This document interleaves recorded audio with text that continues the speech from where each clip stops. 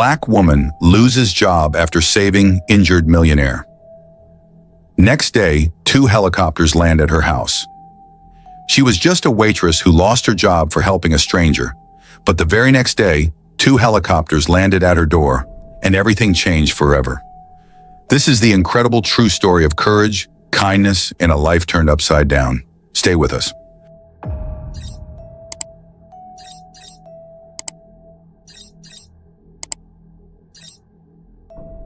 It was supposed to be just another rainy Thursday in Atlanta, Georgia. Keisha Monroe, 34, pulled on her worn-out sneakers and slung her canvas bag over her shoulder, praying she could make it to work on time. The morning sky was gray, and the wind whipped her coat as she hurried along the cracked sidewalk. She worked at a downtown diner, bussing tables and sometimes covering for the short-order cook. It wasn't glamorous, but it paid enough to keep her tiny apartment lit and her mother's medication stocked. She was already 10 minutes behind, thanks to a late MARTA bus, so she decided to cut through Briarwood Park, something she normally avoided. The shortcut would shave off a good 5 minutes, maybe more if she jogged. As Keisha entered the park, puddles splashed beneath her feet and branches drooped low with rain. The place was eerily empty. She picked up her pace, eyes down, until a faint sound made her stop. It was a soft crunch, like metal against bark.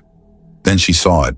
A black SUV had veered off the narrow service road and smashed into a tree. The front end was crumpled, steam hissing from the hood. For a split second, she froze. Her heart thudded, then she ran. She reached the vehicle and peered inside. A man slumped over the steering wheel. Blood trickled from a gash on his forehead, and his face was eerily pale. His chest rose barely. "Hey, sir, can you hear me?" Keisha shouted, tugging at the door. It was jammed. She stepped back and kicked at it with all her strength. After 3 kicks, the door gave way with a screech. Rain pelted her back as she leaned in and tried to unbuckle him. Her fingers shook. Come on," she muttered. The seatbelt was stuck. She pulled a pen from her bag and jammed it into the release button. Click. It gave way. As smoke began to fill the cabin, Keisha wrapped her arms around his torso and dragged him out. They collapsed onto the wet grass. Her arm was bleeding from a cut she hadn't noticed. She reached for her phone and called 911, breathless. "There's been an accident in Briarwood Park. 1 man, he's unconscious. Hurry." By the time the ambulance arrived, Keisha was kneeling beside the stranger, her coat wrapped around him. Paramedics took over, quickly lifting him onto a stretcher and wheeling him away. One of them asked for her name. "I'm Keisha Monroe." The medic nodded. "You might have just saved this man's life." As the flashing lights faded into the distance, Keisha stood there, soaked and trembling. She looked down at her blood-streaked arm and torn coat, then at her phone. It was 8:42 a.m. She was officially late for work. Again. Keisha arrived at the diner drenched and shivering, her coat clinging to her skin, the bandage from the EMT barely holding against the rain. She stepped inside, the bell over the door jingling faintly. The place was already humming with customers, coffee brewing, plates clattering, and voices murmuring over breakfast. She slipped through the kitchen entrance, trying to avoid attention. "Monroe!" barked a sharp voice from across the line. Her heart sank. She turned to see her manager, Carl Harlan, storming toward her. He was a balding man in his 50s with a sour attitude and zero tolerance for anything that smelled like an excuse. "You're an hour late," he snapped. "I know, Mr. Harlan," Keisha said, brushing wet strands of hair from her face. "I was on my way and I saw a crash in Briarwood Park. A man was trapped in his SUV. I pulled him out before it caught fire. He was unconscious. The paramedics said he wouldn't have made it if—" Carl held up his hand. "Stop. Just stop." Keisha blinked. "I'm serious. You can check the news. It happened just this morning." He squinted at her, arms crossed. "You expect me to believe that you were late because you turned into a superhero on your way to work? Come on, Keisha. This is the 3rd time this month. You think just because you're nice to the customers, you get a free pass?" "I'm not making it up," she insisted. She pulled out her phone and showed him the local news headline. "Woman saves unconscious man from fiery crash in Briarwood Park." Carl glanced at it, unimpressed. "You know what I see? A distraction. We've got bills to pay here too, Keisha. And this diner can't run if people don't show up when they're supposed to. I have never asked for anything, she said quietly. I show up. I work doubles. I even covered your niece's shifts when she was sick. And you're a good worker, he said a little too casually, but I need someone I can count on. And if I make an exception for you, I have to make one for everyone. I'm sorry, Keisha. You're done here. She stood there for a moment, stunned. The words didn't register right away. Then her stomach dropped. You're firing me? After everything I just did? He shrugged. You should have come to work. That's the job. Keisha backed away, her breath catching. She grabbed her bag and walked out of the diner, tears stinging her eyes as she stepped back into the rain. She didn't even know where to go. Home didn't feel like a safe place anymore. Without a job, eviction was just around the corner. As she turned the corner of Peachtree and 9th, her phone buzzed in her pocket. She checked the screen. Unknown number. She hesitated, then answered. Hello? Is this Keisha Monroe? A calm professional voice asked. Yes. Who's this?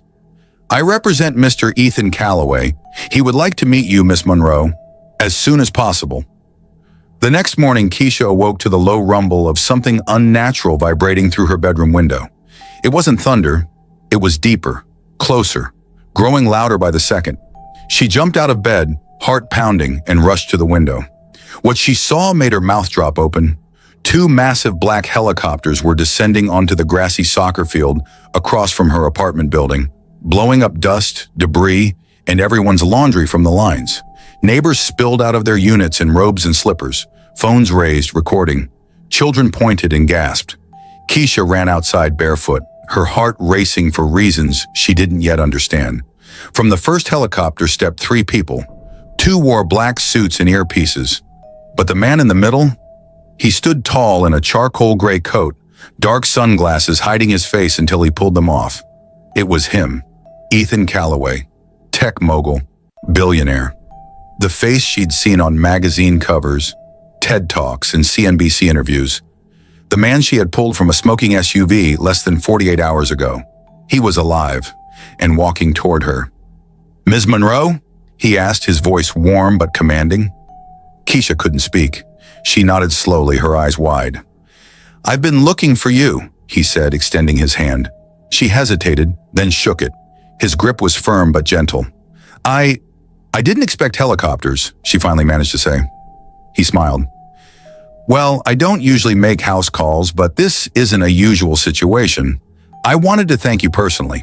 She stared at him. You don't need to do all this. I just did what anyone would do. No, you did what very few people would have the courage to do, Ethan replied. You ran into danger for a stranger. That's not normal. That's extraordinary. He motioned toward the second helicopter. Would you come with me, just for a bit? There's something I want to show you, and it's a lot easier than explaining it over the phone. Keisha glanced around. Her neighbors were gaping at her like she'd won the lottery. Her mind screamed, say no, but her heart whispered, what if this is the moment everything changes? She took a deep breath. Okay. Ethan led her to the chopper, helping her climb aboard. The interior was sleek and modern, quieter than she expected. As they lifted into the air, Keisha watched her apartment complex shrink below them, peeling paint, rusted balconies, broken windows, all of it getting smaller, less significant. What is this really about? She asked, turning to him as the cityscape unfurled beneath them. Ethan looked at her and said plainly, I'm not just here to thank you. I'm here because I believe people like you shouldn't be invisible. You saved my life. Now I want to help change yours. Keisha sat back in her seat, heart thudding. This wasn't a dream. It was just the beginning. The helicopter soared over the Georgia countryside, leaving the Atlanta skyline far behind. Below them, trees fanned out in thick green waves, broken only by winding roads and the occasional farmhouse. Keisha sat beside Ethan Calloway, her fingers gripping the armrest. Not out of fear, but disbelief. Just yesterday, she'd been fired from a diner. Now she was flying in a billionaire's private helicopter. After 20 minutes, the chopper began to descend. Nestled between 2 ridges, a sprawling estate came into view. Columns of glass, white stone, and landscape gardens. A private lake shimmered in the back, and a circular driveway coiled around a grand fountain. Keisha had only seen places like this on TV. "Welcome to Cypress Hill," Ethan said as the helicopter landed. They were met by uniformed staff who opened the door and guided them down the steps. Ethan led her through the grand entrance, double oak doors that opened into a marble foyer, flooded with natural light and lined with priceless art. Keisha tried not to gape as they walked. Chandeliers the size of cars hung from the ceiling. A staircase curved like a ribbon across the atrium. Everything smelled like lemon polish and money. "You live here?" she asked, stunned. Ethan chuckled. "I do, though it feels like I barely stopped moving long enough to enjoy it." They entered a cozy sunroom where a tray of tea and pastries had been set out. Ethan motioned for her to sit. "Please, make yourself at home." Keisha eased onto a velvet chair, feeling like she didn't belong. "So, why am I really here?" Ethan poured her a cup of tea. "I wasn't supposed to be in the city that morning. I changed my schedule last minute to check on a project myself. If you hadn't taken that shortcut through the park, I wouldn't be here." Keisha shrugged. "I was just trying not to be late to work. Didn't turn out so well anyway." He gave her a knowing look. "I heard you lost your job because of what you did." She nodded, biting her lip. "That's what bothers me most," he said. "You made the right choice, the courageous choice, and got punished for it." Keisha looked down. "I'm used to it. The world doesn't give second chances to women like me." "Well," Ethan said, leaning forward, "I do, and not just second chances. Opportunities." She blinked. "What kind of opportunities?" He handed her a tablet. On the screen was a detailed proposal. Scholarship funds, job offers, mentorships. At the top, it read, "Callaway Foundation. Real people, real impact." "I'm launching a new initiative," Ethan explained, "and I want you to be the first beneficiary. Full access to education, housing, and job training. If you're willing, I'll put the full weight of my resources behind you." Keisha stared at the screen, then at him. "Why me?" Ethan smiled gently. "Because you saw someone broken, and you didn't walk away." Tears welled in her eyes as the weight of his words hit her. For the first time in years, Keisha Monroe saw a door open, and it didn't look like charity. It looked like purpose. Keisha stared at the tablet in her hands, overwhelmed by the scope of what she was reading. A fully funded degree at any college of her choice, paid housing, access to a network of mentors and job placement in the tech or nonprofit sector. It didn't feel real. "This says, you'll pay for everything?" she asked quietly, still scrolling. Ethan nodded. "And not just pay, guide, support, connect. You won't just be a name on a check, Keisha. You'll be part of something bigger, something we're building to change lives like yours." She looked up, blinking through the disbelief. "Why are you doing this? Really?" Ethan's eyes softened. "Because I know what it's like to grow up invisible. My mom raised me on her own. She cleaned houses during the day and worked night shifts at a nursing home. No one ever saw her struggle. No one offered her a hand. I promised myself that if I ever made it, I'd reach back." Keisha swallowed the lump in her throat. "But why me out of everyone?" "Because when I needed someone most, you didn't hesitate. You didn't ask if I was rich. You didn't walk by. You ran into danger. That tells me everything I need to know about your heart. And I don't invest in resumes. I invest in people." She sat in silence, letting the words settle over her like sunlight breaking through clouds. For the first time in years, she didn't feel like a problem to solve or a burden to manage. She felt seen. "But what if I mess up?" she whispered. "What if I can't do it?" Ethan leaned forward. "Then you try again. Failure doesn't scare me. Apathy does. And I've seen enough in you to know. You're not someone who gives up." The moment stretched between them, weighty and sacred. Then Keisha nodded slowly, her voice firm. "Okay, I'm in." Ethan smiled and reached out to shake her hand again, this time not as a thank you, but a partnership. "Welcome to the beginning." After the meeting, a staff member led her upstairs to a guest suite larger than her entire apartment. There was a walk-in closet, a bathroom with gold fixtures, and a king-size bed with pillows fluffed like clouds. On the nightstand sat a small box, Inside was a brand new phone, laptop, and a handwritten note. Keisha, this is your blank page. Write something beautiful. E. She held the note to her chest for a long moment, then set it down with care. That evening, she stood out on the balcony, watching the sunset blaze across the lake.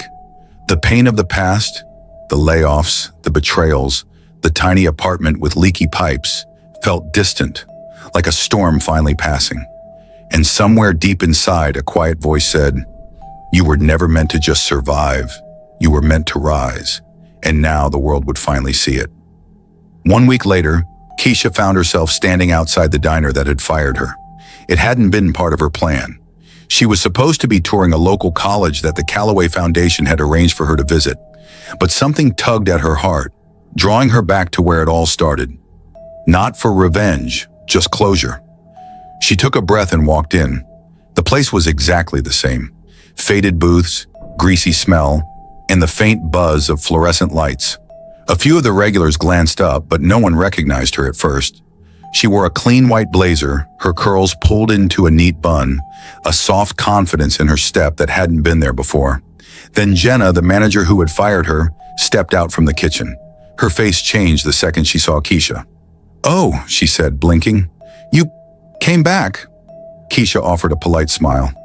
"I did." Jenna looked her over.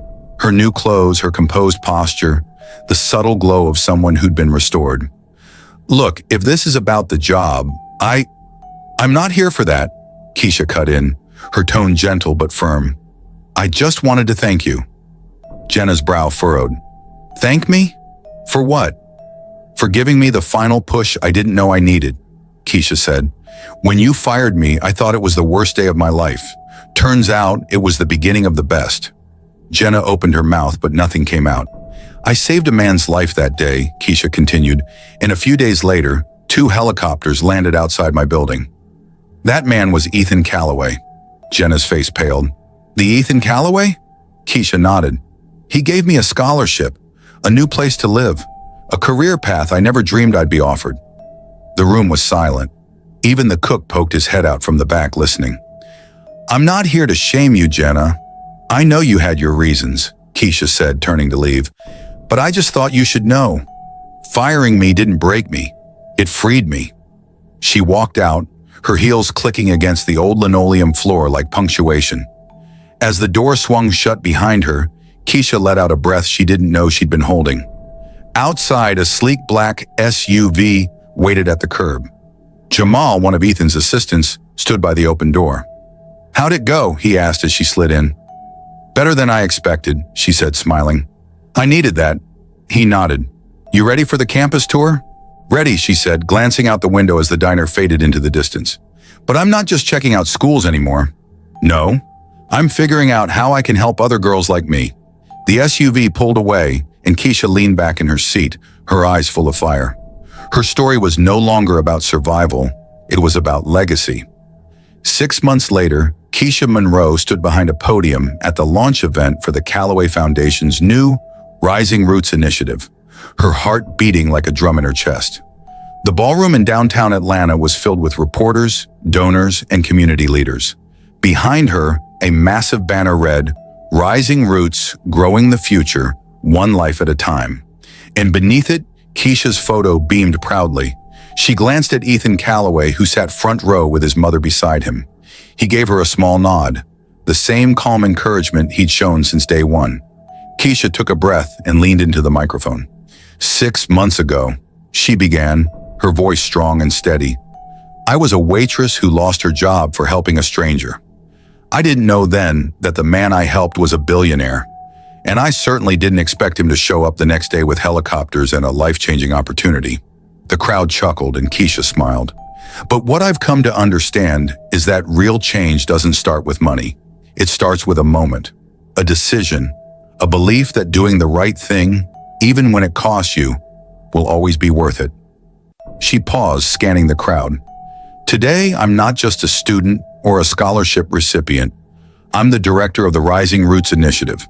This program will fund education, mentorship, and career training for young women of color across the South. starting with 20 girls from communities just like the one I grew up in. Applause erupted. Tears welled in her eyes as she continued. I used to think I had to fight to be seen. That being poor, black, and female meant always being one step behind. But I was wrong. What I really needed was a door, and someone willing to open it. She looked over at Ethan, who now stood clapping with the rest of the room. Now I get to be that door for someone else. When the event ended, dozens of young girls came up to her, eyes wide with admiration. Keisha shook hands, hugged mothers, and posed for photos, no longer the invisible worker in the background, but a beacon of possibility. Later that evening, as the crowd cleared and the ballroom emptied, Ethan walked up beside her, a warm smile on his face. "You were incredible," he said. "I'm proud of you." Keisha looked around the room, then at him. "I couldn't have done this without you." He shook his head. "You did the hard part. I just showed you what was already there." She laughed softly. "Still, thank you for seeing me." The two stood in silence for a moment, watching the city lights twinkle through the glass walls. "I used to pray for a different life," Keisha said quietly. "I didn't know that life would come with purpose too." Ethan turned to her. "It's only the beginning, Keisha. You're just getting started." And he was right, because Keisha Monroe wasn't just a story of luck or charity. She was living proof that when you meet brokenness with courage and faith with action, miracles can land on your lawn in a helicopter and change everything. And from that day on, she wasn't just surviving, she was soaring.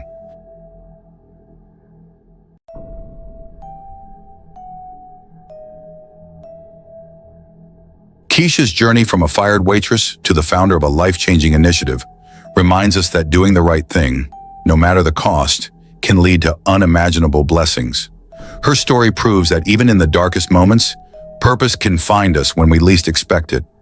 If you were inspired by Keisha's transformation, don't forget to like this video, subscribe to our channel, and turn on notifications so you never miss a powerful true life story.